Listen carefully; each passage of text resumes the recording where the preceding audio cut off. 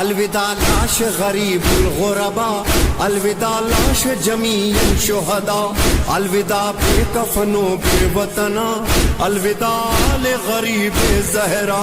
زندگی ہے تو یہ سینے ہے یہ آنسو حاضر، ورنہ مولا ہے ہمارا یہ سلام آخر.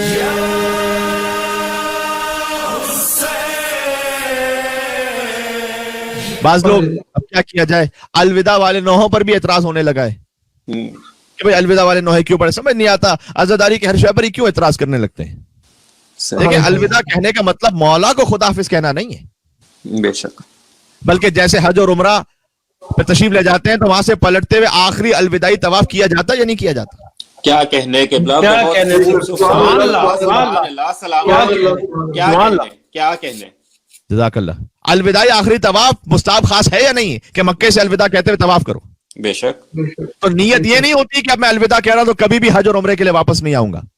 واہ واہ واہ واہ واہ، کیا کہنے، کیا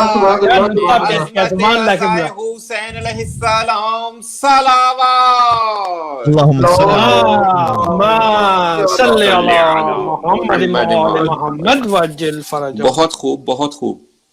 بھائی ہر عزائے امام حسین السلام کے ہر معاملے میں اپنی چھوٹی سی عقل کو نہ لے کے آ جائے کیجیے. سبحان اللہ سبحان اللہ. کیا پھر اس پہ تبصرے کرتے رہے، ہمیں تو یہ سمجھ میں نہیں آ رہا، ہمیں تو وہ سمجھ میں نہیں آ رہا. معصومین علیہ السلام کی زیارت پر جاتے ہیں، خود ائمہ نے الوداعی زیارت ارشاد فرمائی ہے یا نہیں فرمائی؟ بے شک، بے شک. خود مولا کائنات کی بھی الوداعی زیارت معصورہ زیارت ہے، نہ امام کی طرف سے وہ الوداعی زیارت ہے. بے شک. اب عبداللہ علیہ السلام کی طرف سے بھی زیارت وداع ہے، مفاتی میں موجود ہے. تو کیا زیارت وداع پڑھنے والا وہ یہ کہہ رہا ہوتا ہے نعوذ باللہ کہ اب ہم کبھی زیارت پر نہیں آئیں گے؟ یہ تو الوداع کا مطلب نہیں ہوتا. صحیح. یا جس طرح شام غریبہ میں سلام آخر پڑھا جاتا ہے، اس کے معنی یہ تو نہیں ہوتا کہ بس اگلے سال اب مولا کو سلام کریں گے، اب کبھی بھی نہیں کریں گے نعوذ باللہ. اگر کسی کا یہ خیال اس کے ذہن میں تو وہ بڑی معرفت ناقص ہے اس کی. کیا کہنے. صحیح.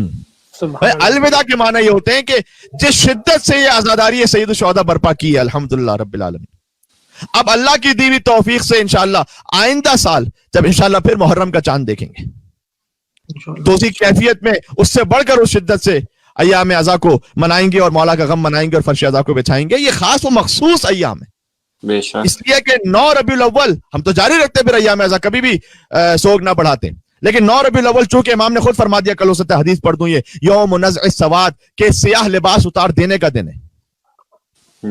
لہذا امام کی حدیث پر عمل کرتے ہوئے 9 ربیع الاول کو ہم سیاہ لباس اتار دیتے ہیں، 8 ربیع الاول تک غم مناتے ہیں، اور یہ ہے الوداع کہنے کا مطلب، بس فقط یہ. سبحان اللہ سبحان اللہ سبحان اللہ سبحان اللہ سبحان اللہ. یہ امام حسین کو الوداع کہنا نہیں ہے، یہ اپنے ذہن سے نکال دیجئے گا.